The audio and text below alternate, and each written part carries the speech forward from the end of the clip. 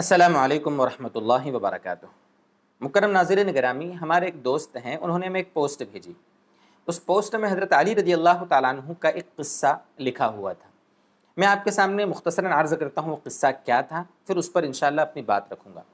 خلاصہ یہ تھا کہ ایک عورت حضرت علی رضی اللہ عنہ کی خدمت میں آئی اور آ کر یہ کہا کہ اے علی رضی اللہ تعالیٰ عنہ، ہمارے گھر میں جھگڑے بہت ہوتے ہیں، محبتیں نہیں ہوتی، رزق کی کافی تنگی ہے، اس کی کیا وجہ ہے؟ تو حضرت علی رضی اللہ عنہ نے اس عورت سے پوچھا کہ جب تم گھر میں کوئی رزق پکاتی ہو تو کیا اس کو ضائع کرتی ہو، کیسے پکاتی ہو، کیا کرتی ہو؟ تو اس عورت نے کہا کہ ہاں، جب ہم گھر میں دودھ گرم کرتے ہیں تو دودھ ابل جاتا ہے۔ تو حضرت علی نے اسی وقت فوراً فرمایا کہ یہی وجہ ہے، جب تم گھر میں رزق پکایا کرو تو رزق کو ضائع مت ہونے دیا کرو۔ یہ گھر میں تمہارے دودھ پکاتے وقت جو ابل جاتا ہے نا، اس کی وجہ سے گھر میں تنگی آتی ہے، بے برکتی ہوتی ہے، جھگڑے ہوتے ہیں، محبتیں ختم ہو جاتی ہیں، وغیرہ وغیرہ۔ اور پھر اس میں کہا گیا تھا کہ گھر میں دودھ کا ابلنا یہ گھر کے یعنی رزق کی تنگی کی وجہ ہے۔ یہ پوری پوسٹ کا خلاصہ تھا۔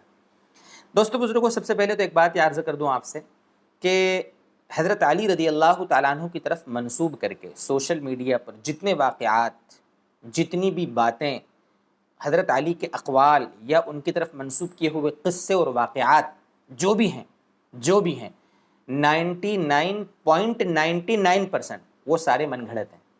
حضرت علی رضی اللہ تعالیٰ عنہ نے ویسی بات کہی نہیں ہوتی ہے، حضرت علی کے ساتھ ویسا قصہ پیش آیا ہوا ہی نہیں ہوتا ہے۔ بس یہ شیعہ لوگوں کی طرف سے باتیں چلتی ہیں اور ہمارے پیارے پیارے لوگ جو بیچارے ہیں ان سب کو چلاتے رہتے ہیں تحقیق کیے بغیر۔ پہلی بات تو یہ عرض کر دوں، ان من گھڑت قصوں میں سے یہ قصہ بھی حضرت علی کے ساتھ ایسا قصہ پیش آیا ہی نہیں ہے۔ پہلی بات، جہاں تک رزق کو سنبھال کر رکھنے کی بات ہے اور دودھ گرم کرتے وقت ابلنے کی بات ہے، تو بھائی ہر عقل والا انسان اس بات کو سمجھے گا کہ بھائی دودھ ایک انتہائی اچھی چیز ہے، مہنگا ایک مشروب ہے، پینے کی چیز ہے، لذت کی چیز ہے۔ اب اس کو ابالتے وقت گرے ایسا کون پسند کرے گا؟ اب ظاہر سی بات ہے، دودھ ابلتے وقت اگر نیچے گرا ہے تو اتنا نقصان ہو گیا، تو اتنے رزق کا ضائع کر دیا ہم نے۔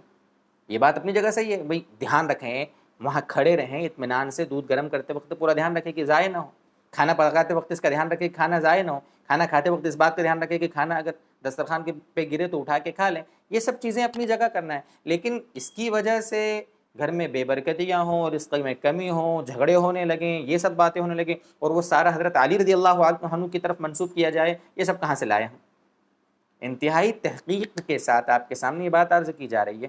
جو بھی ایسی باتیں آئیں نا، اپنے علماء کے سے ہم بار بار آپ سے عرض کرتے ہیں، کوئی بھی بس چلی آئی بات جو ہے نا، اس پر عمل کرنے سے پہلے علماء سے ڈسکس کیا کریں کہ یہ بات کہاں تک صحیح ہے۔ بھئی منحوس تو ہمارے اعمال ہیں، ہماری بے برکتی گھر میں جو آ رہی ہے نا، اور گھروں میں جو جھگڑے ہو رہے ہیں، محبتیں ختم ہو رہی ہے، رزق کی تنگی آ رہی ہے، یہ سب ہمارے نمازیں نہ پڑھنے کی وجہ سے ہیں، یہ ہمارے گناہوں کی نحوست ہے۔ اللہ تعالیٰ ہمیں برکت والی چیزوں کو پابندی سے کرنے والا بنائے، اور جن چیزوں سے منحوسیت آتی ہے، نحوست ہمارے گھروں میں آتی ہے، ان سے اللہ تعالیٰ ہم سب کی حفاظت فرمائے۔ وآخر دعوانا ان الحمد للہ رب العالمین۔